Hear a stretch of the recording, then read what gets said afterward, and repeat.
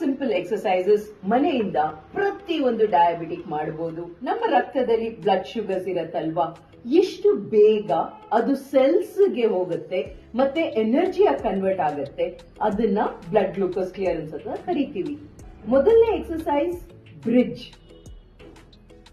ಎರಡನೇ exercise squats,